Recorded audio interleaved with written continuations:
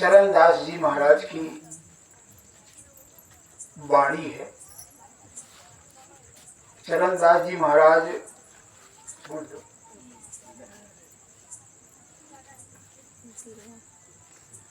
चरणदास जी महाराज की वाणी है। उन्होंने अपनी वाणी में कहा है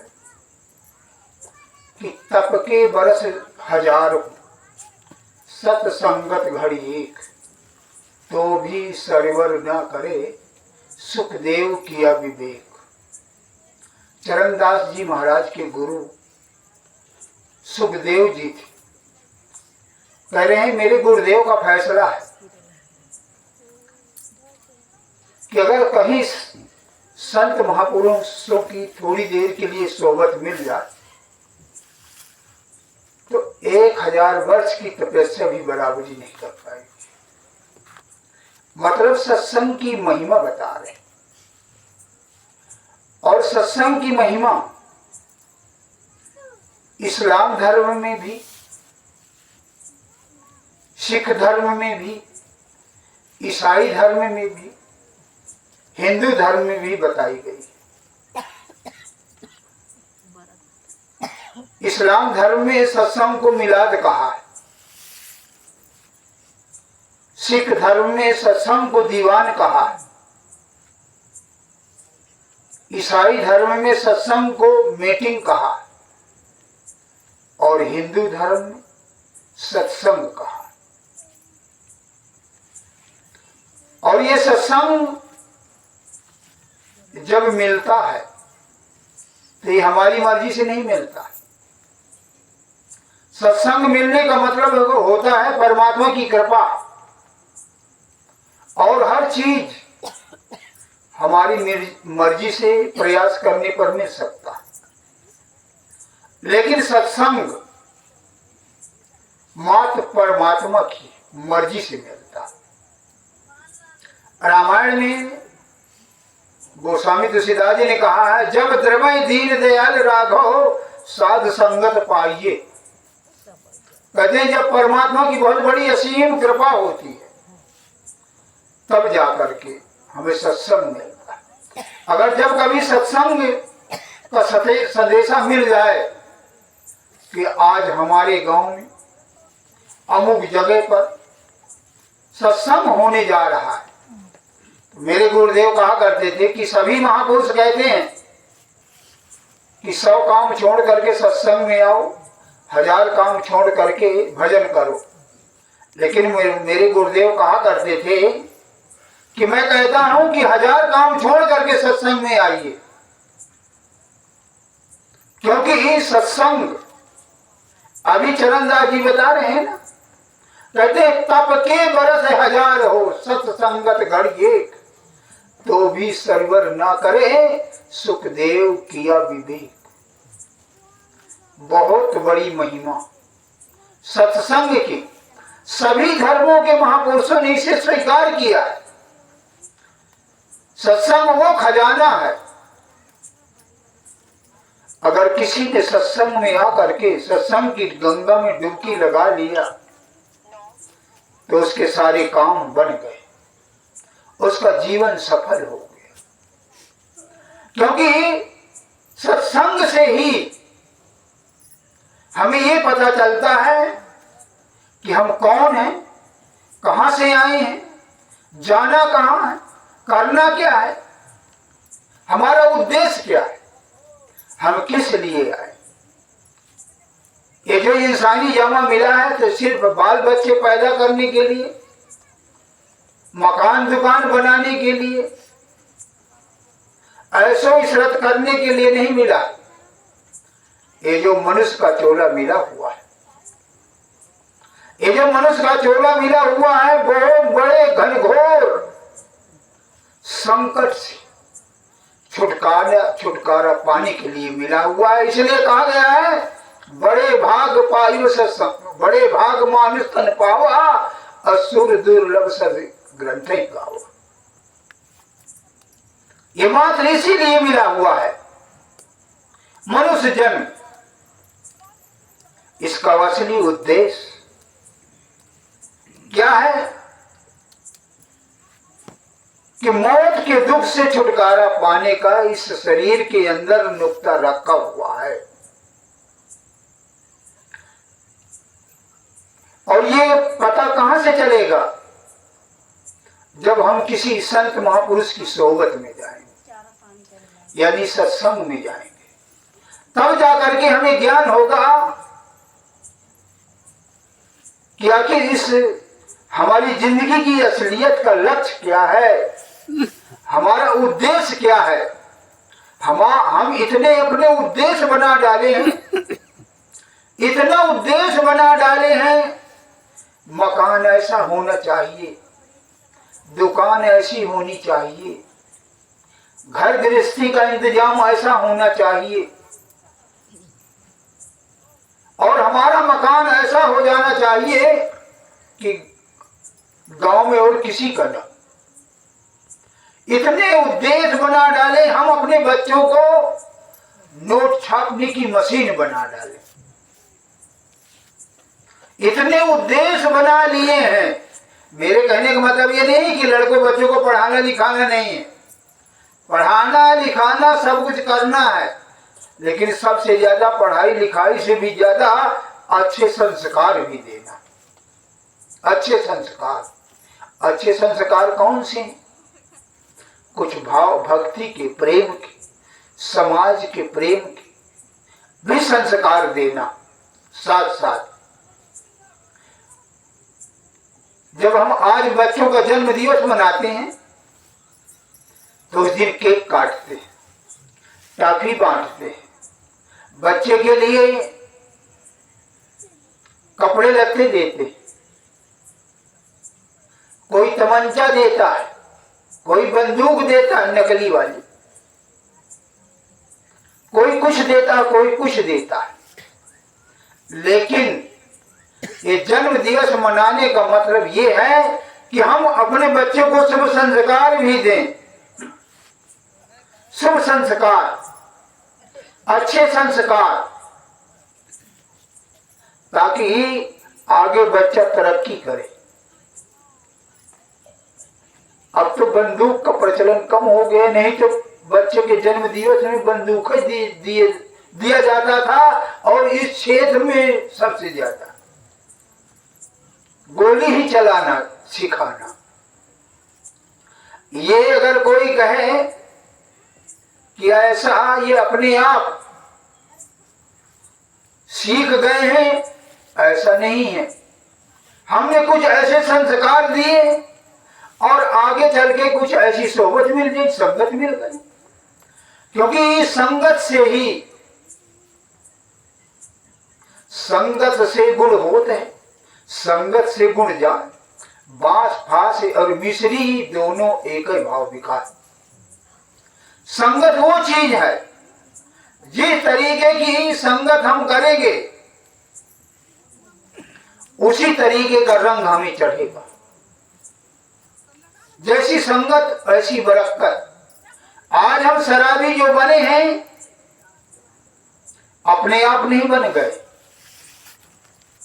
हमने शराबियों की संगत किया है, तब आज हम शराब पीने वाले बन गए। आज जो हम जुआरी बने हुए हैं, जुआरियों की सोहबत किया है, जुआरियों के पास बैठे हैं, तभी आज जुआ खेलने वाले बन गए। आज जो कसेड़ी बने हैं, ताश खेलने वाले के पास बैठे हैं। आज जो गजेड़ी बने हुए हैं, गजेड़ियों के पास बैठे हैं, तब जाकर के हम आज गजेड़ी बने हुए। ये सब संगत का असर है। जैसी संगत वैसी बरकत। जैसी जो कोई संगत करता है उसी चीज का रंग चढ़ता है। मन में विचार आता है, कैसे चढ़ जाता है, कैसे संगत का असर चढ़ जाता है, चढ़ता है। विचार कीजिए, जैसे दंगल देखने जाते हैं और जब दंगल में बैठ जाते हैं, दोनों पहलवानों की कुश्ती होने लगती है, तो लड़ तो पहलवान रहे हैं, लेकिन हमारा शरीर झूम जाता है। अरे ऐसा दांव लगा देता तो चित्त चला जाता। हमारा शरीर झूम जा रहा है, ऐसा दांव लगा देता तो नीचे चला जाता, हार जाता। और उसका रंग इतना चढ़ जाता है, अगर अखाड़े में लड़ने नहीं जाते हैं तो लपटने का मन करने लगता। और इतना रंग चढ़ जाता है कि उसी दिन सरसों का तेल लगा करके चौपार बरोठ में कोठरी के अंदर दंड बैठक लगाना शुरू कर देते हैं। वो संगति का असर है ना। जिस थोड़ी देर के लिए हम उस माहौल में रहे तो वो रंग चढ़ने लगा। जैसे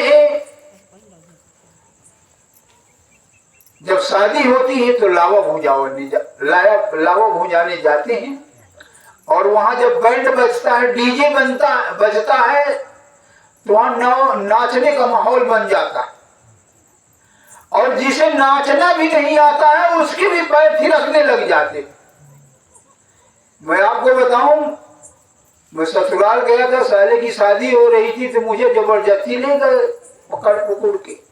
और जब मैं वहां का माहौल देखा, वहां डीजे बज रहा है, डांस हो रहा है। मैं हकीकत आपसे बताऊं, अगर मुझे नाचना आता होता तो मैं भी नाचने लग जाता। ये संगत का असर इस तरीके से चढ़ता है। जब ऐसे माहौल में छोटी छोटी लड़कियां जाती हैं और वो अपने घर में आ जाती हैं, तो मोबाइल लगा करके दरवाजा बंद कर दिया या टीवी खोल दिया, और उसी लय में वो डांस करना शुरू कर देती, नाचना शुरू कर देती। ये किसका संगत का असर पड़ रहा है? कहने का भाव, जैसी संगत में आप जाएंगे उसी का रंग चढ़ेगा। तो हमें महापुरुष क्या कह रहे हैं? कौन सी संगत में जाओ? संत महापुरुषों की संगत में जाओ। और संत महापुरुषों की संगत में जब हम जाएंगे तो हमारे ऊपर परमात्मा का रंग चढ़ेगा। परमात्मा का रंग चढ़ेगा, भजन सुमिरन का संग चढ़ेगा, प्रेम का रंग चढ़ेगा। और हमारे अंदर जो नफरत की आग चल रही है उसमें पानी पड़ेगा। इसलिए महापुरुष सत्संग की तरफ हमें जोर दे रहे हैं। सत्संग से बहुत बड़े लाभ। कबीर साहब अपने जमाने का उदाहरण दे करके कह रहे हैं, आज 500-550 साल पहले कबीर साहब थे, और उस जमाने में अन्न बहुत कम पैदा होता था। और अन्न तो हकीकत में आज 30-40 साल से अन्न की पैदावारी की बढ़ोतरी हुई है। और नहीं तो ये पके बाल वालों से पूछ लीजिए, सफेद बाल वालों से पूछिए कि पहले अन्न कितना कमजोर था। तो कबीर साहब के जमाने में भी जौ और चना ज्यादा होता था। तो कबीर साहब कह रहे हैं, कहीं अगर सत्संग मिलने की खबर मिल जाए और सत्संग का बुलावा आ जाए, और वहां पर जौ के चोकर की अगर रोटी मिलने खाने की, अंदर वाला गूदा नहीं, चोकर की, और अगर कहीं निगुरा के साथ कहीं दूसरी जगह जाना है और वहां का भोजन खीर और खांड जैसे भोजन मिले तो वहां नहीं जाना चाहिए। चोकर की, जौ की चोकर की रोटी खाने को मिले तो सत्संग में चले जाना चाहिए। कबीर साहब कह रहे, कबीर संगत साध की, जौ की भूसी खाए, खीर खांड भोजन मिले, साकट संग न जाए। कितनी बड़ी बात कह रहे हैं कि चोकर की रोटी मिले खाने के लिए और वहां सत्संग में चले जाना चाहिए, और खीर खाड़ भोजन मिले साकर संग न जाए।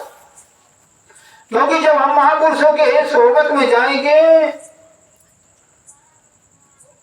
तो उनका रंग हमारे ऊपर चढ़ता। एक सवाल उठता है कि संतों के दर्शन का क्या फल मिलता है? संतों के दर्शन का फल क्या मिलता है? और अर्जुन भी कृष्ण से एक बार पूछा था कि महाराज मुझे ये बताइए कि संतों के दर्शन का फल क्या होता है? तो कृष्ण भगवान ने कहा अगर इसे मैं कुछ बताऊंगा तो इसके समझ में नहीं आएगा। तो कृष्ण भगवान ने कहा उत्तरांचल की तरफ चले जाओ और एक वहां गाय का गोबर पड़ा होगा और उसके नीचे एक गोबरौड़ा होगा और उससे पूछना कि संतों के दर्शन का फल क्या मिलता। तो अर्जुन ने साधु का भेष बनाया और वहीं पर पहुंच गए। चल दिए, चलते चलते वहीं पर पहुंच गए। हकीकत में एक गोबर का पड़ा हुआ था, उसने ऐसे पलटाया तो एक गोबरौड़ा निकला। तो अर्जुन पूछते हैं भाई ये बता संतों के दर्शन का फल क्या होता है? तो जैसे उसने ये बात सुनी वैसे ही वो गोबरौड़ा अल्टा पलटा और खत्म हो गया। उसने कहा जब आप तो कुछ नहीं मिला, ये तो मर ही गया। आया कृष्ण जी के पास, पूछा, कहने लगे महाराज वो तो मैंने जैसे प्रश्न किया वैसे ही वो मर गया पलट करके। तो कहने लगा देख एक अमुक गांव में एक अहीर के यहाँ एक गाय ब्याई हुई है बछड़ा, और उससे पूछना कि संतों के दर्शन का फल क्या होता है। कहने लगा ठीक है। तो जब अर्जुन वहां पहुंचा तो वहां पूछा, ऐसे कहने लगा भाई ये बताओ तुम्हारी यहाँ गाय ब्याई हुई है? कहने लगा हाँ आज ही तो ब्याई है। कहने लगा जरा मुझे उसको देखना है। तो उसने कहा जाओ बाड़े में है देखिए आओ। तो वहां पर जब पहुंचा तो उस बछड़े से पूछता, कहने लगा भाई ये बताओ संत के दर्शन का फल क्या होता? तो उसने कहा, तो जैसे वो इसने कहा कि संत के दर्शन का फल क्या होता है वैसे ही वो बछड़ा भी चटपटाया और चट गिर के मर गया। अब अर्जुन सोचने लगा ये तो यार अच्छी आफत बनी, ये तो मर ही गया। और जल्दी से वो निकल कर भाग करके आया कि कहीं हीर की लट न उठ जाए कि हमारे बछड़े को इसने क्या कर दिया। और जल्दी से कृष्ण जी के पास पहुंचा। कहने लगे महाराज वो तो बछड़ा भी मर गया। कहने लगा अच्छा एक काम और करो। कहने लगे कि वो क्या? कहने लगे अमुक राजा के यहाँ एक आदि ही बालक पैदा हुआ और उससे पूछना कि आखिर महाराज जी, उससे पूछना उस बालक से कि संत के दर्शन का फल क्या होता है। अर्जुन कहने लगे महाराज वो तो गोबरौड़ा था, कोई बात नहीं, और बछड़ा से मैं बच के चला आया, और कहीं ये राजा का लड़का अगर खत्म हो जाए तो वहीं मेरी खाल में भूसा भरवा देंगे, मैं नहीं जाऊंगा। कहने लगा नहीं जाओ, जवाब मिलेगा। हिम्मत करके गया, कोशिश करके राजा के पास पहुंचा। कहने लगा महाराज आपके यहाँ कोई आज बालक का जन्म हुआ? कहने लगे हाँ हुआ है, आज ही सुबह सुबह हुआ। कहने लगा मुझे उस बालक से कुछ पूछना है। राजा ने कहा है अभी वो बच्चा पैदा हुआ 3-4 घंटे हो गए, वो क्या बताएगा? कहने लगा नहीं महाराज मैं पूछना चाहता हूँ कुछ। तो राजा ने बांदी को कहा भाई बच्चे को लेकर के आओ, ये साधु आया है बात करना चाहता है। तो बच्चे को लेकर के बांदी आई और कहने लगी लीजिए आप जो बात करना हो कर लीजिए। बांदी ने कहा। तो अर्जुन साधु के भेष में था अर्जुन ने पूछा, भाई मुझे ये बताओ कि संतों के दर्शन का क्या फल होता। तो उस बच्चे ने कहा, अरे अर्जुन, तू नकली साधु था, तू नकली साधु था, लेकिन नकली ही सही, कम से कम साधु का भेष तो बनाया रखा था। और मैं जब पहली बार मुझे तेरा दर्शन हुआ, मैं ही गुबरौला था। तो वो कीड़े मकोड़े की सारी योनियां मेरी कट गई और मैं बछड़े के रूप में पहुंचा। और जब बछड़े के रूप में मैं पहुंचा, वहां भी तू पहुंच गया, तेरे दर्शन हुए और तेरे दर्शन की वजह से आज मैं राजघराने में मेरा जन्म हुआ। और कहीं तू असली संत होता, असली संत होता तो उसी जन्म में मुझे मोक्ष मिल जाती, मुझे ये गर्भ में ना आना पड़ता। 2 बार, एक बार बछड़ा बना, एक बार मनुष्य की योनि में आया। कहने का भाव यह है कि संत महापुरुषों के दर्शन का बहुत बड़ा अनोखा फल मिलता है, हमें दिखाई नहीं देता है, दिखाई नहीं देता है जरूर, लेकिन फल बड़ा अनोखा मिलता है। क्योंकि संत महापुरुषों की दृष्टि से, वाणी से, स्पर्श से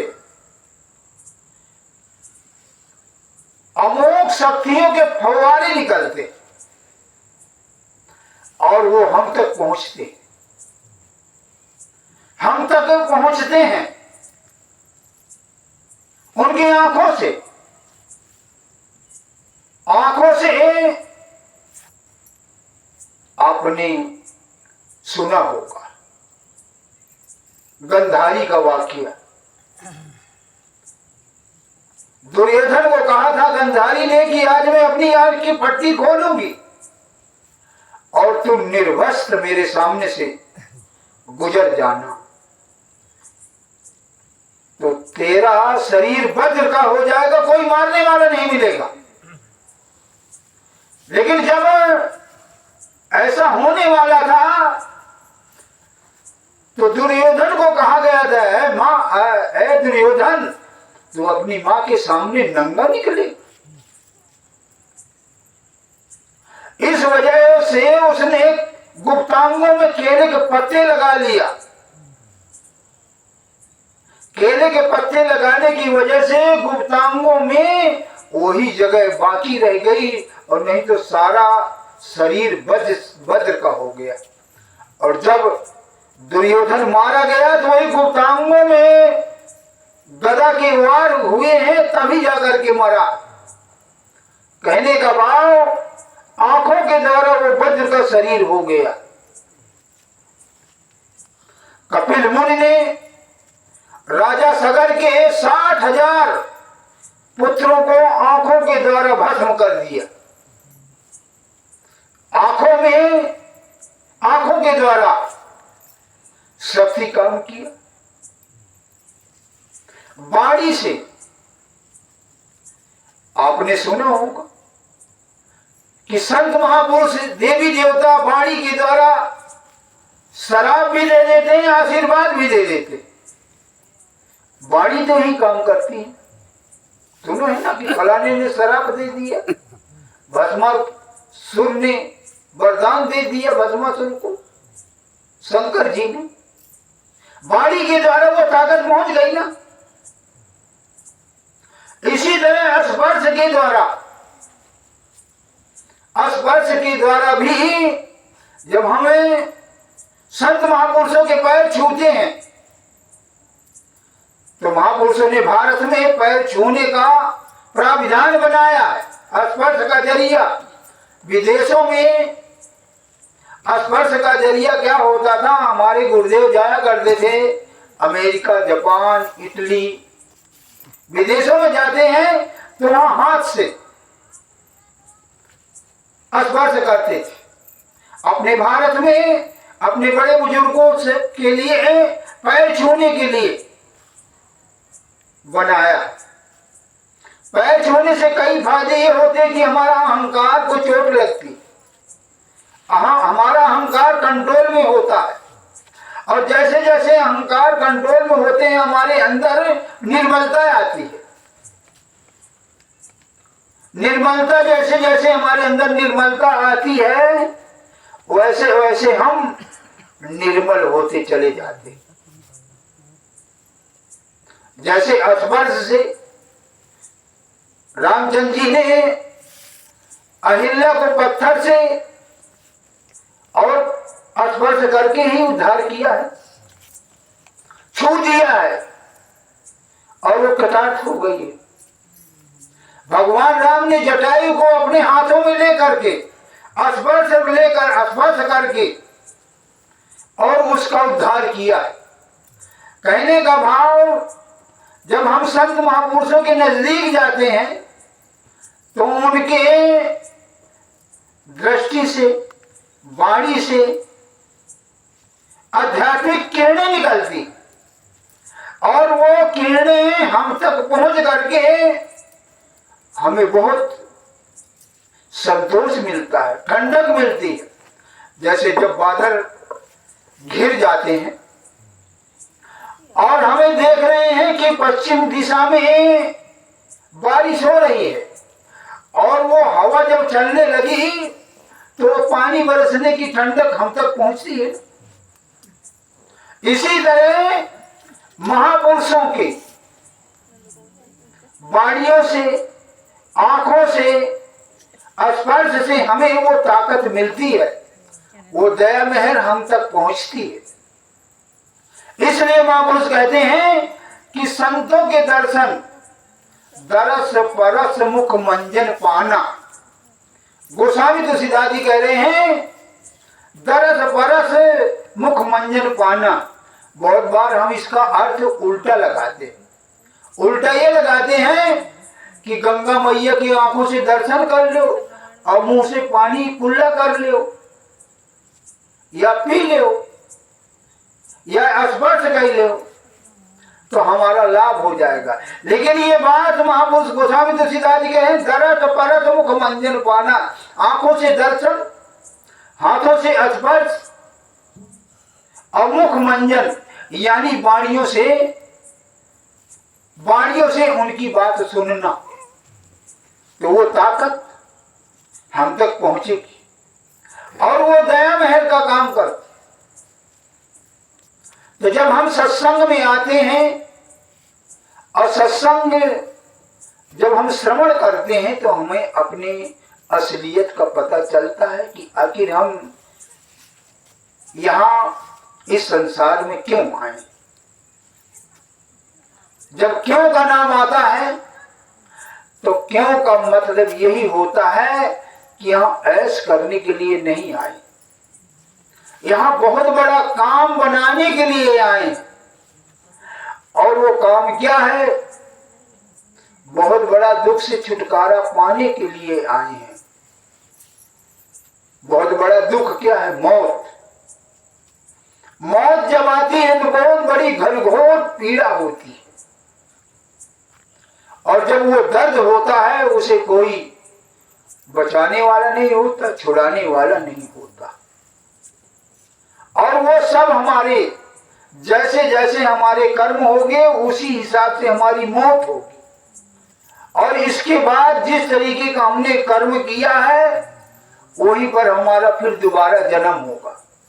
अगर अच्छे कर्म किया है तो कुछ दिन के लिए हमें स्वर्ग मिल जाएगा, फिर वहां से जब आएंगे तो यही संसार में किसी अच्छे पैसे वाले के यहाँ हमारा जन्म होगा। और फिर जब पैसे वाले के यहाँ जन्म होगा तो फिर हम दुष्कर्म करना शुरू कर देंगे, शराबी बनेंगे, जुआरी बनेंगे, हत्यारी बनेंगे, सब कुछ बनना शुरू हो जाए। क्योंकि पैसा ऐसी चीज है, धन ऐसी चीज है कि वो गलत कामों में लगा देगा। तो महापुरुष हमें बार बार सत्संगों के माध्यम से कि अपने उद्देश्य को तो जानो, अपने उद्देश्य को तो समझो कि हमारा असली उद्देश्य क्या है। और लगा ये उद्देश्य को, हमारा उद्देश्य है भक्ति करना, सीधी सी बात यह है परमात्मा की भक्ति करना। इसे गुरु भक्ति भी कहा गया है, क्योंकि भक्ति गुरु से ही मिलती है। ये जो हम मन माने की भक्ति करे जा रहे हैं, कोई बुरा न माने तो एक बात और कहूँ, क्योंकि एक बार मैंने यहाँ थोड़ी सी बात कह दिया था तो लोग कहने लगे यार हमको तो भला बुरा कहते। भक्ति कई प्रकार की होती और कई प्रकार की होती, 3 प्रकार की होती। एक होती तामसी भक्ति, एक होती राजसी भक्ति, एक होती है सात्विक भक्ति। तामसी भक्ति क्या है? ये लाइन कहो तो काट दूं, कहो तो कहूं, बहुत से लोग बुरा मान जाते हैं। तामसी भक्ति वो है जो हम ये मढ़ी मसान भुइया भवानी ये पूजते हैं और इनके लिए बकरा काटते, कोई भेड़ काटता है। अब थोड़ा विचार कीजिए आप सब लोग, किसी की जान का हत्या करना ये पुण्य हो सकता? बकरा काट दें तो ये क्या पुण्य हो जाएगा?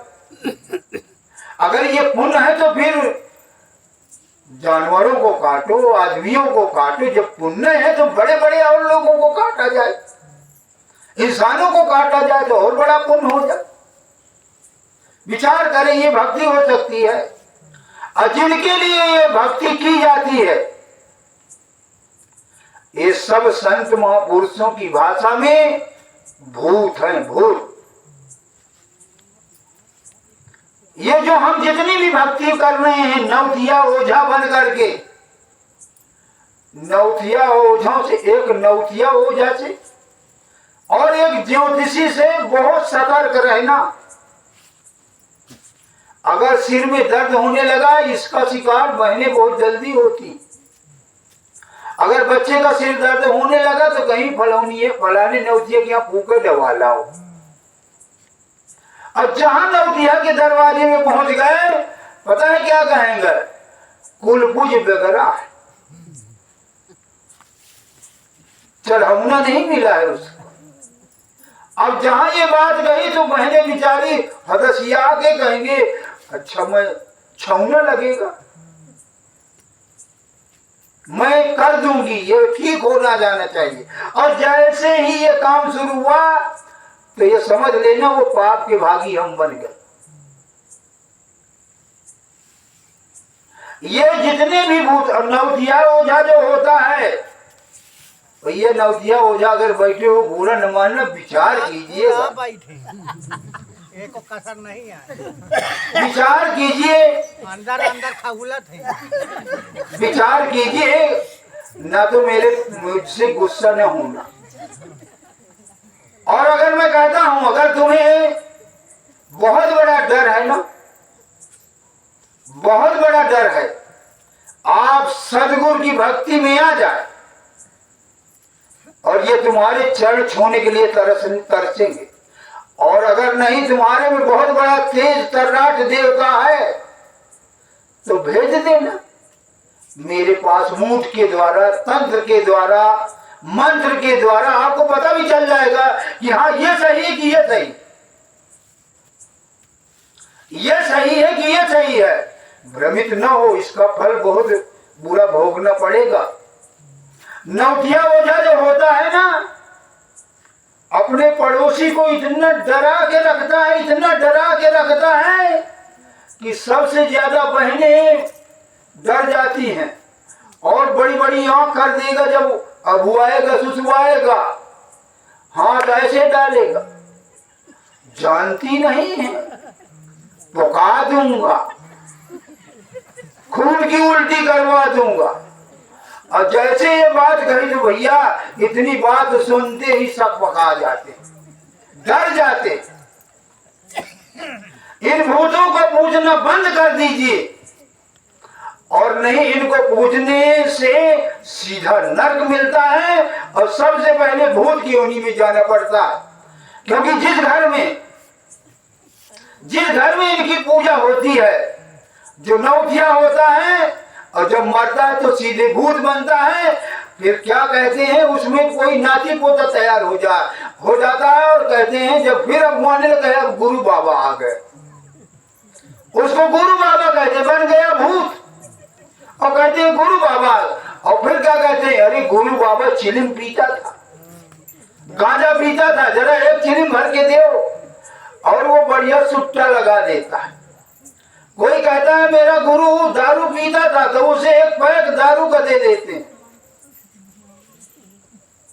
भाई बुरा नहीं मानना, अरे सब अच्छा। और न गुस्सा करना, हकीकत में आपसे बता रहा हूं, ये जितने भी हम पूछ रहे हैं और ये आपका दोष नहीं है, आपका दोष नहीं है, इसका इतना प्रचलन है। मैं आपको बताऊं, जब मैं दीक्षा लेकर के आया तो हमारे घर में भी यही हाल था। हमारे घर में मेरी माँ कहने लगी यार दादू, मुझे कालका महारानी सोने नहीं देती, कहती हाथी में चढ़ के आती है और वो हाथी की इतनी लंबी सूंड कर देती कि मुझे वो चारपाई का पावा हिला के खींचता हाथी की ले जाऊंगा, मार डालूंगा। और कहती थी मुझे बहुत डर लगता है, मैं सो नहीं पाती। तो मैंने अपनी माँ का हाथ पकड़ा और पूरे घर में घुमाया, अटौहा जो भी था। मैंने कहा कहाँ है वो हाथी, घुमा करके मैं बाहर लाया। मैंने अपनी माँ से कहा अगर ये कालका देवी के नाम से अगर तूने एक लोटा जल चढ़ाया, इसके नाम से कन्या खिलाया, इसके नाम से ब्राह्मण खिलाया, तो ये समझ लेना कि मैं तेरा बेटा ही नहीं हो गया। ये ना कालका है, ये सीधे डाइन है, ये देवी वो भी नहीं है, ये सीधे डाइन है। मेरी माँ कहने अरे चुप हो जा, तुझे कुछ हो न जाए। यानी इतना डर समाया हुआ है। आखिरकार रात जब हुई तो मेरी माँ मुझसे कहने लगी यार तू कालका का ये भला बुरा कहा है, तुझे कुछ हो न जाए। मैं कहा ये न तुझे कुछ होगा, न मुझे कुछ होगा, न घर में किसी को होगा कुछ। कहने लगी तू बहुत भला बुरा कह दिया। मैंने कहा हाँ मैं कह दिया, अभी तो बहुत कम कहा। अब जब सवेरा हुआ तो मेरी माँ मेरे पास जल्दी से सोने से पहले जग के आई। कहने लगी अरे दादू, आज मैं इतना चैन से सोया, आज जैसी नींद में कभी नहीं सोया। कहने का भाव, ये जितने देवी देवता है, आप परमात्मा किसी में एक परमात्मा की भक्ति आप करने लग जाइए, शंकर ब्रह्मा विष्णु दुर्गा आपको नमस्कार करें। आप ये नमस्कार करेंगे। इन भूतों की तो बात छोड़िए, किसी गुरु से नाम की साधना लेकर के, किसी गुरु से नाम का भेद लेकर के आप नाम की, गुरु के नाम की साधना करना शुरू कर दीजिए, आपकी हालत बदल जाएगी। वाणी बताती, कबीर साहब ने कहा गुरु के नाम में वो ताकत है, गुरु के शब्द में वो ताकत है। देवी देवता, भूत प्रेत, टोना टप्पर, डीठ मूठ की बात छोड़िए, आपके पास जम के दूत नहीं आएंगे, आपके पास जम के दूत नहीं आएंगे। इतनी बड़ी ताकत है। कबीर साहब ने अपनी वाणी में कहा है, सतगुर सबद सहाई, सतगुर सबद सहाई, निकट गए तन रोग न व्यापे, पाप ताप मिट जाई। अठवन प्रठवन दृष्ट न लागे, उल्टे ही धर खाई। मारण मोहन वशीकरण कर, मन ही मन पछताई। जादू जंत्र युक्त नहीं लाई, शब्द के बाण ढहाई। ओझा डाई उल्टे डर पे, जहर जोड़ हो जाई। विषधर मन में कर पछतावा, बहुर निकट नहीं आई। कहे कबीर कोटियम फंदा, सुखती लाख दुहाई। कबीर साहब कह रहे हैं जिसके पास नाम की ताकत है, जिसके पास नाम का बल है, उसके पास डीठ मूठ टोना टप्पर डीठ मूठ उसके पास नहीं फड़केगा। यमदूत नहीं आएंगे, कभी अकाल मौत नहीं आएगी। अगर सर्प आ रहा है, सर्प सीधे आ रहा है और आपको आपकी नाम की कमाई किया है, गुरु भक्ति किया है, सर्प को वापस होना पड़ेगा। ये मेरा खुद का अनुभव है। एक बार एक गांव में बैठा था और एकदम गांव के किनारे जैसे एक बगीचा, और वहां हम दो आदमी थे और वो गांव में किशोर का पड़ुआ स्कूल के पास बैठे हुए थे। कुमार का महीना था, मैं कुर्सी में बैठा था और अगला आदमी जो है जमीन पर बैठा हुआ था और सीधे सर्प आया और मेरी नजर पड़ गई। मैंने कहा यार ये सर्प इधर सीधे चला रहा। जैसे मैंने बोला वैसे वो अपनी पूरी शरीर ऐसे उठा करके और सीधे पीछे को लौट गया। आपने एक गांव सुना होगा लामा करैया, बांदा से 15 किलोमीटर उत्तर साइड में लामा करैया सुना होगा। गांव का नाम है करैया, एक का गांव का नाम है लामा। तो मैं वहां प्रोग्राम करने गया, इसी तरह प्रोग्राम हो रहा था तो एक ओझा बैठा हुआ था, नौतिया बैठा हुआ था।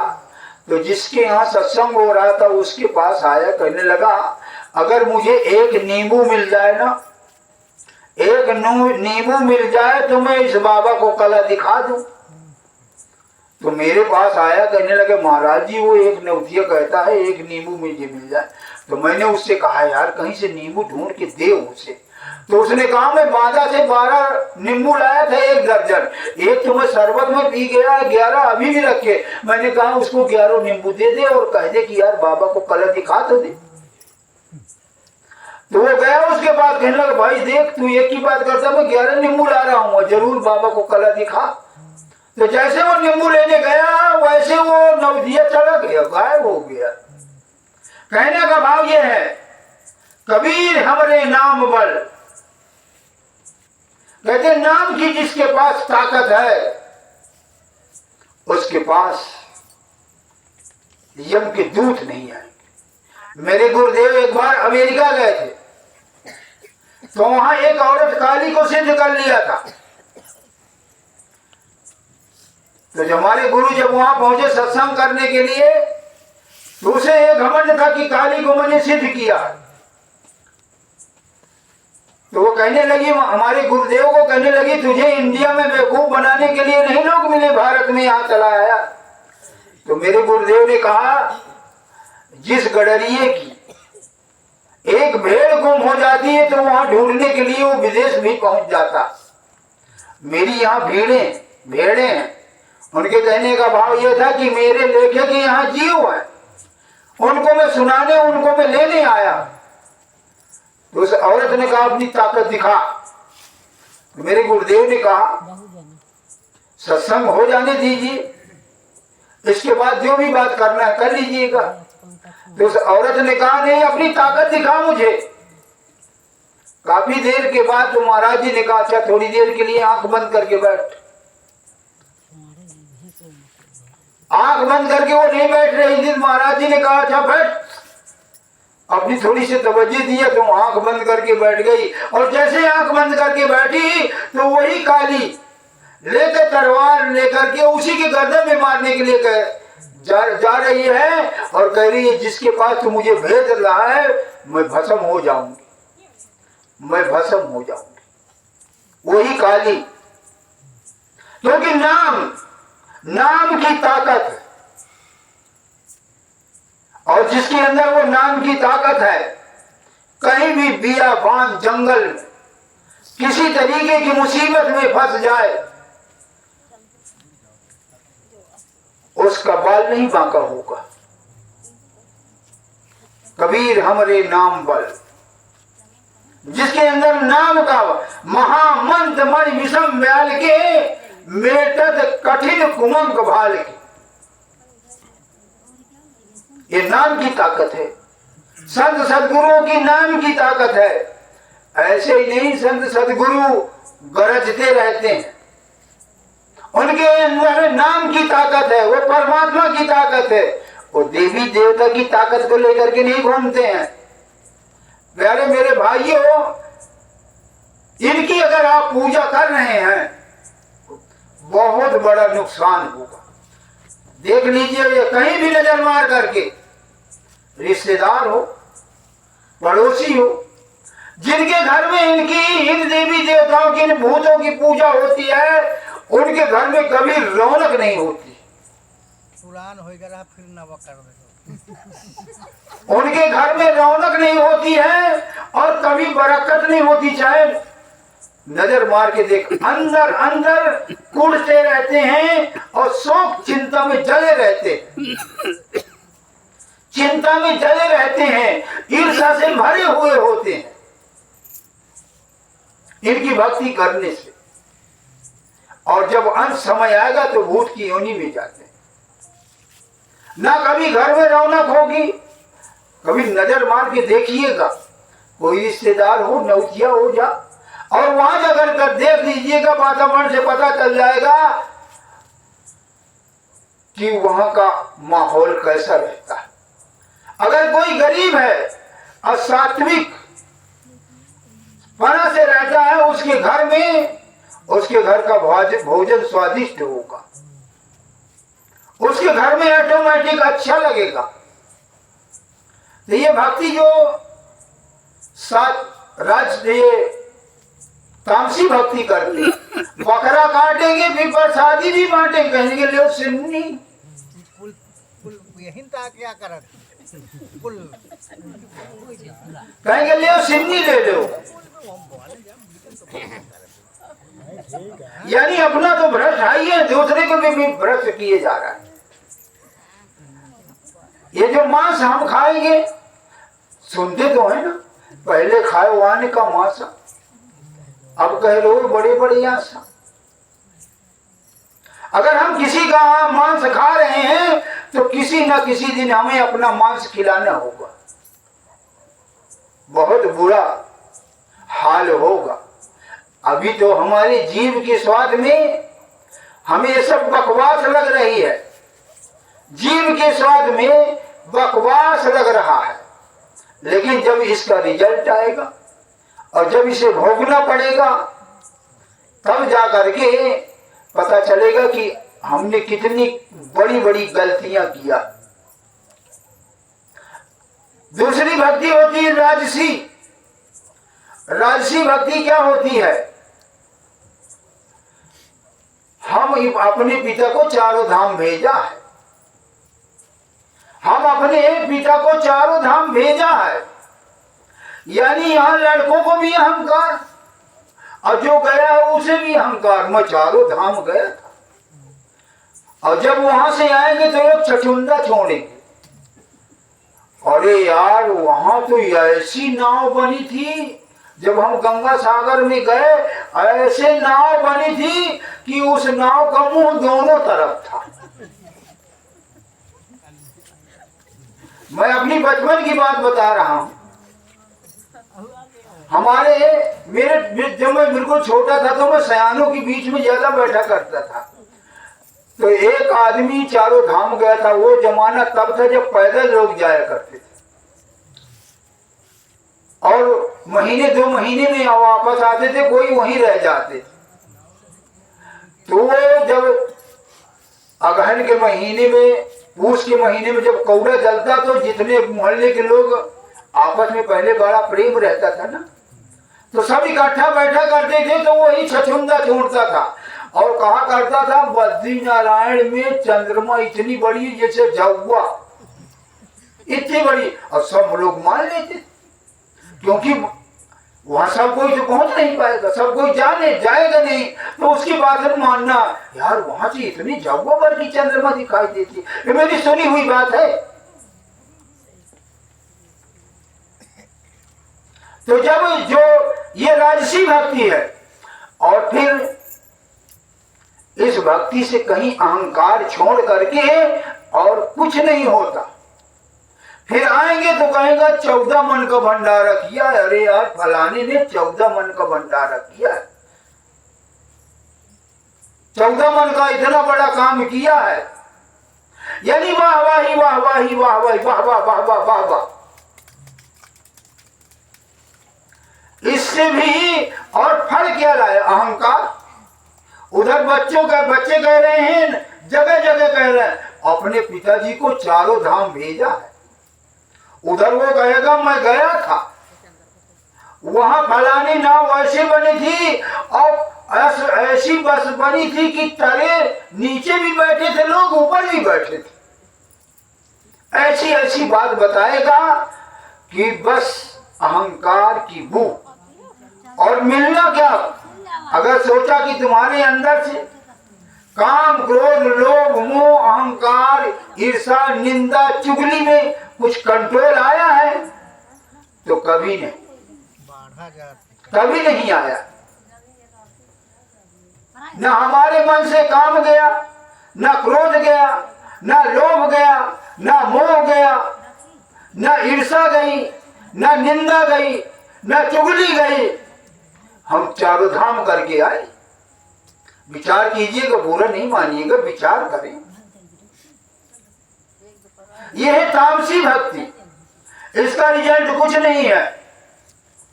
पलटू साहब ने कहा है सब तीरथ में खो दिया, गहरी डुबकी मार। पलटू जल के बीच में किन पाया करता।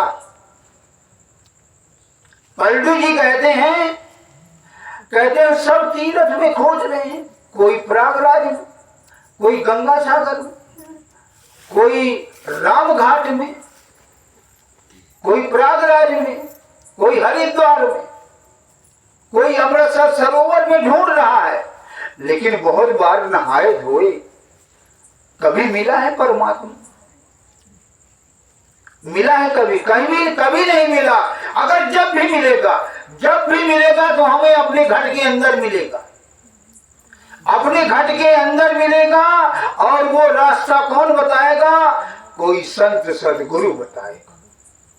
और जिसको भी मिला है, चाहे वो कबीर साहब हो, गुरु नानक साहब हो, मोहम्मद साहब हो, ईसा मसीह हो, महावीर जी हो, बुद्ध जी हो, XYZ, जिसे भी मिला है परमात्मा अपने घट के अंदर मिला। उदाहरण समझने के लिए, एक बार तुकाराम जी संत थे, तो गांव गांव उपदेश दिया करते थे। तो एक गांव में माघ के महीने में ठहर गए। पूस के महीने में पूरा गांव को सत्संग सुनाते रहे।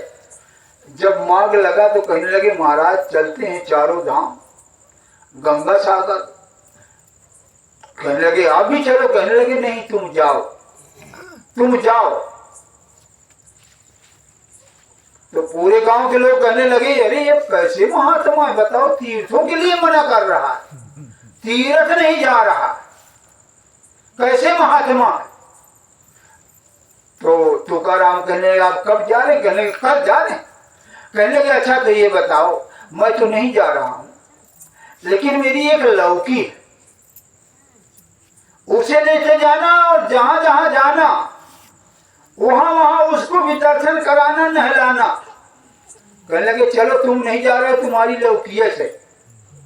लौकी ले लिया, एक गुड़ जो होता है गुड़, वहीं पर बौड़ी थी, लौकी एक तोड़ के दे दिया। कहने लगे जहां जहां नहाना जहां जहां दर्शन करना वहां वहां इस लौकी को भी नहलवाना और दर्शन करा लेना।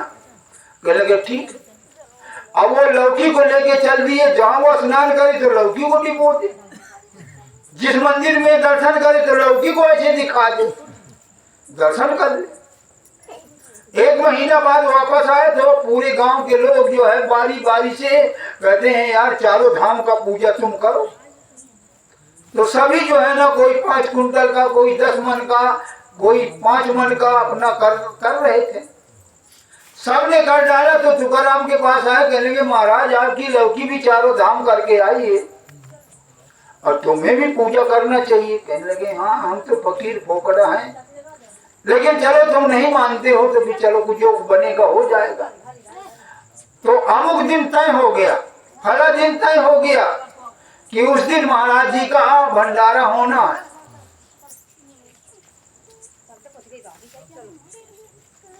तो सबसे पहले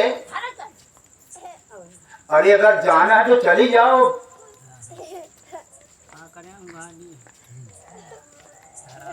महाराज जी ने कहा ये जो लौकी है तीरथ करके आई है, ऐसा है इसी का भी प्रसाद बना दिया। एक एक गट्टी सबसे पहले प्रसाद चलाया जाए। कहने लगे चलो हाँ ठीक है, बहुत बढ़िया बात है। तो लौकी का प्रसाद बनाया गया और सबको एक एक कली दी गई, सबको एक एक गट्टी दी गई। जब सबको एक एक गट्टी दी गई तो जो भी मुंह में डाले तो एकदम थू थू करने लगे और तुकाराम को भला बुरा कहने लगे। कहने लगे ये प्रसाद बनाया कि जहर, क्योंकि वो कड़वी लड़की थी, कड़वी लौकी थी। कहने लगे ये जहर बनाया है कि प्रसाद बनाया है। तो महाराज जी खड़े होकर कहने लगे अरे इसने गंगा में स्नान किया, गंगोत्री में स्नान किया, जमुनोत्री में स्नान किया, गंगा सागर में स्नान किया और इसने मंदिरों के दर्शन किया और इसमें अभी भी करवाई अभी नहीं गई, अभी भी इसकी करवाई नहीं गई, तो फिर ये तीरथ करने का क्या फल हुआ। वहीं पर कबीर साहब ने, तुकाराम जी की वाणी है, घूरे पर की तुमड़ी सब तीरथ करी आई, गंगा नहाई जमुना नहाई तऊ न गई करवाई। कहने का भाव हम तीर्थों में चारों धामों में से घूम करके आ जाते हैं, लेकिन वही हमारे अंदर काम क्रोध लोभ मोह अहंकार ईर्षा निंदा चुगली जलन एक दूसरे से, क्या वो कंट्रोल में आया? नहीं आया। यह राजसी भक्ति, इसका कोई मतलब नहीं होता, अहंकार फूलता है बस। अरे वाह वाह इतने मन का पूजा किया, अरे चारों धाम करके आया है, अहंकार के अलावा कोई कुछ नहीं लाता है, तो इससे भी कोई लाभ नहीं होता। सात्विक भक्ति कौन सी है? सात्विक भक्ति का पहली बात तो भक्ति है तो हम सभी कर रहे हैं। कोई अगरबत्ती जला रहा है, कोई हनुमान जी को पूज रहा है, कोई राम चालीसा पढ़ रहा है, कोई दुर्गा चालीसा पढ़ रहा है, कोई कुछ पढ़ रहा है और सभी मान रहे हैं कि हम भक्ति कर रहे हैं। लेकिन इन भक्तियों को अगर निष्कर्म भाव से अगर कुछ करेंगे तो कुछ पुण्य फल प्राप्त होगा, बस कुछ निष्काम भाव से। पहली बात तो हम 4 आने की अगरबत्ती जलाते हैं, 5 रुपए का बतासा चढ़ाते हैं। 4 आने की अगरबत्ती और 5 रुपए के बतासा में 1 लाख की डिमांड कर देते, 1 लाख की मांग कर देते हैं, हमारा ये पूरा हो जाना चाहिए, हमारा ये पूरा हो जाना चाहिए, हमारा ये पूरा हो जाना चाहिए। तो वो बेवकूफ नहीं है, ये देवी देवता भी इतने बेवकूफ नहीं है। ये 4 आने की अगरबत्ती में 5 रुपए के बतासा में तुम्हारा भंडार भरने वाले नहीं होते। नारियल तोड़ने से तुम्हारे भंडार नहीं होंगे। पहली बात तो नारियल कौन चढ़ाता? नारियल चढ़ाता कौन है? चढ़ाता तो डकोलवा है, गरीब तो सब हम ही ले गए, डकोलवा में सब मिलेगा। विचार करें, ये चालाकी वो सब जानता है, विचार करें थोड़ा सा। 4 आने की अगरबत्ती जला दिया, आज हम व्रत है और खाएंगे मालपुआ, आज जन्माष्टमी है और जिस दिन जन्माष्टमी आएगी पहले भोजन का इंतजाम, खोया चाहिए, मिठाई चाहिए, फल फ्रूट चाहिए। त्योहार मना रहे हैं कि व्रत कर रहे हैं, बेवकूफ बना रहे हैं उसे सोच रहे हम खुश कर लिया। ये स्वार्थपना से धोखे में ना कोई रहे। उदाहरण है समझने के लिए, एक बार एक हनुमान जी का भगत था, बड़ा चालीसा वलीसा पढ़ता था, सिद्ध कर लिया। तो एक बार वो बैलगाड़ी लेके जा रहा था, बैलगाड़ी लेकर के गया और वो एक नाले में फंस गया। बैलगाड़ी निकले ना, वहीं पर बैल खोल दिए, किनारे में मेड़ में बंधी में बैठ गया और कहने लगा हनुमान जी महाराज आओ। भगत था, सिद्ध हो गए थे, हनुमान जी आके प्रकट हो गए। कहने लगा हाँ बात बेटा, क्या बात है? कहने लगे महाराज ये मेरी बैलगाड़ी फंस गई, इसे निकालो। तो हनुमान जी कहने लगे पहले बात सुन ले मेरी, तो कान खोल कर। कहने लगे क्या? कहने लगा मैं अगर तेरी गाड़ी निकलवाने लगूंगा ना, इस तरीके अगर मैं करने लगूँ ना, तो चैत के महीने मुझे फुर्सत नहीं मिलेगी, सब लोग गेहूं कटवाएंगे। कोई कहेगा चल आज मेरा गेहूं कटवा, कोई कहेगा इतनी बड़ी ठंडी में चल मेरा पानी लगा। तो मैं इतना बेवकूफ नहीं है ना, ये सब करने को मुझे फुर्सत है। एक काम कर सकता है, उठ खड़ा हो, उठ खड़ा हो, धोती समेट और बैलों को ललकार और पूरी ताकत से इस बैलगाड़ी को झेल, तब तेरी ही ये गाड़ी निकल जाएगी, तब जाकर के मेरी ताकत काम करेगी। जब पूरी कसर नहीं छोड़ेगा तो मेरा बल जो है तेरी शरीर में प्रवेश होकर के तब जाकर के तेरी बैलगाड़ी निकलेगी। और अगर तू सोचे कि ये 4 आने की अगर 32 मैंने सिद्ध कर लिया है, तो अब ये मेरी गाड़ी निकाले, मेरा गेहूं कटवाए, मेरे खेत में पानी लगाए। कहने का भाव ये वो बेवकूफ नहीं है। अगर निष्काम भाव से करोगे ये सब बदला हो गया, निष्काम भाव से करोगे तो कुछ थोड़े बहुत पुण्य इकट्ठा हो जाएंगे। वो जब पुण्य का पुंज इकट्ठा हो जाएगा तो उसका फल वही मिलेगा। क्या मिलेगा? किसी संत सदगुरु का मिलन होगा। क्योंकि रामायण में कहा है पुण्य पुंज बन मिले न संता, सत्संगत संस्कृत करियंता। जब हमारे पूर्व जन्म के पुण्य के पुंज इकट्ठा होते हैं तब जाकर के कहीं संतों का मिलन होता है, संतों का सत्संग सुनने को मिलता है, तब जाकर के हमारा विवेक जगता है। और वो विवेक क्या है? असलियत को जान लेना कि हमारा असली उद्देश्य क्या है, हम इस संसार में किस लिए आए, हमें जाना कहाँ है, करना क्या है, कर क्या रहे, ये हमारे समझ में आ जाएगी। बहुत बार कुछ भाई लोग कह देते हैं अरे ये देवी देवता हमारा भला करते हैं, हम इनको कैसे छोड़ दे। उसे ये पता नहीं है हम कितने बड़े गर्त में जा रहे हैं। इन भूतों को पूज करके, इन भूतों की भक्ति करके कितने बड़े गर्त में जा रहे हैं, बहुत बड़े गर्त में जा रहे हैं। इसका पता जब चलेगा उस समय तुम न कुछ कह पाओगे न कर पाओगे। आज ये डर के मारे ये पाप के ऊपर का पाप करते जा रहे हो। कहीं सुअर कटवा रहे हो, कभी मुर्गा कटवा रहे हो, कभी बकरा कटवा रहे हो, कभी भेड़ कटवा रहे हो। इसको भुगतना पड़ेगा। ये सिर्फ जीव की स्वाद के लिए है, सिर्फ जीव की स्वाद है। अगर मांस ही खाना है, एक दिन अपने जान का काट लीजिए ना, वो तो घास फूस का खाया हुआ है, तुम तो माल छाने हुए हो। अपनी जांग का मांस निकालिए, वो तो मालपुआ खाया हुआ मांस है। तब पता चलेगा। अगर उन मासूम प्राणियों के दर्द को अगर जानना है तो अपने गर्दन में एक सुई चुभो करके देखिए। मासूम प्राणियों का वध करके और हम सोच रहे हैं पुण्य कमा रहे हैं। विचार करें, थोड़ा सा विचार कीजिए, इस पर गुस्सा नहीं होइए। इन भूतों को पूजना बंद कीजिए। कौनो बकाया नहीं जितने बैठे कुल भूत भूत सबके लगे हैं। अगर तुम्हें इससे बहुत बड़ा डर है, किसी संत सदगुरु के पास पहुंच जाइए, नाम का भेद लीजिए। जिसको शंकर ने जपा, कृष्ण ने जपा, राम ने जपा, हनुमान ने जपा, वो नाम की ताकत आप उसका पता कीजिए किसी संत सदगुरु से, उसका भेद लीजिए। आपके पास, अब कितनी बार कहूं, यम के दूत नहीं आएंगे।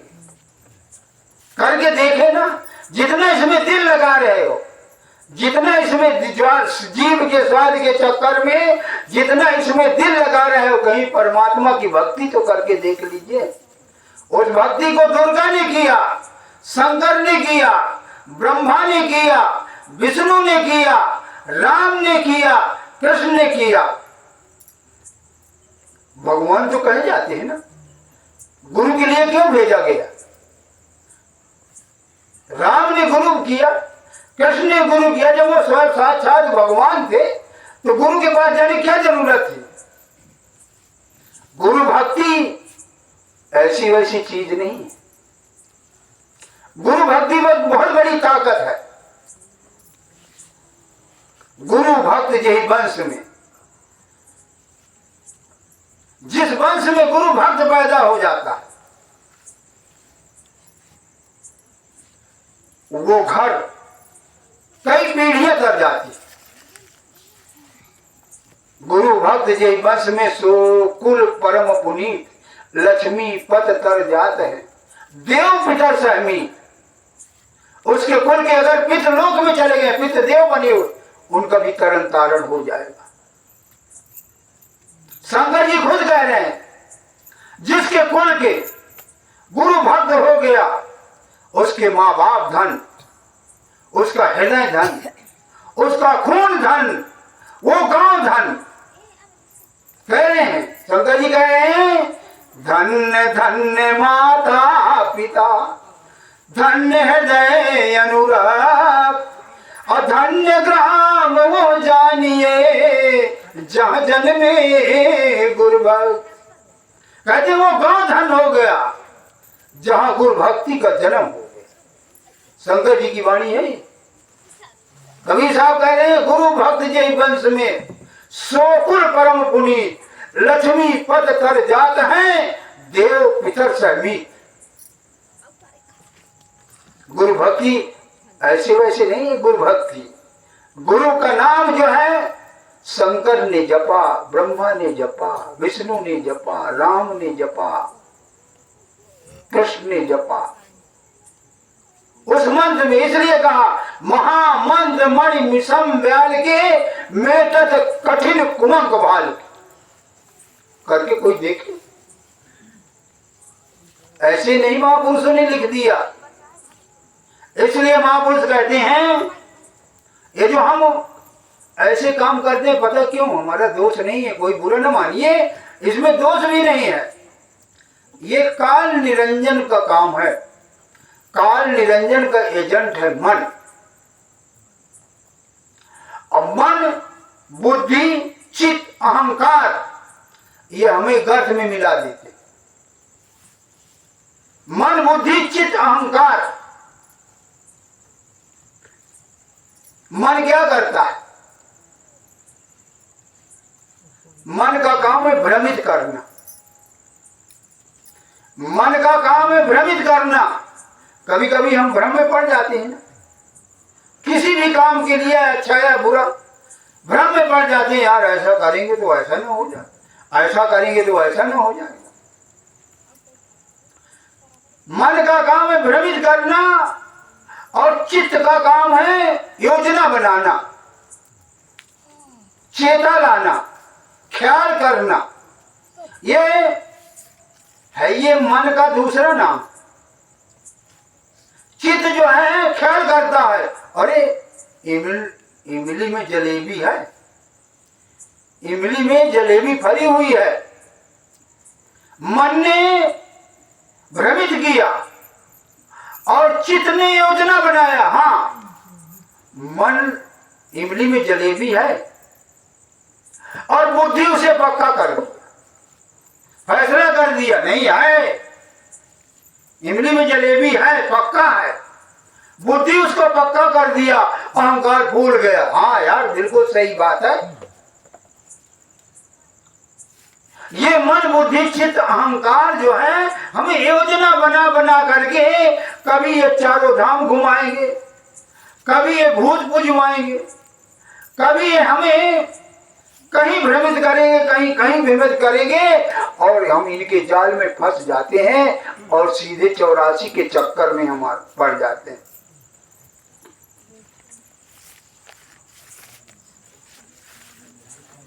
अब टाइम ज्यादा हो गया, ये बहनें इशारा कर रही हैं, कह रही हैं हमें जाना, तो अब ज्यादा समय हो गया है। और एक आपसे बात हूँ,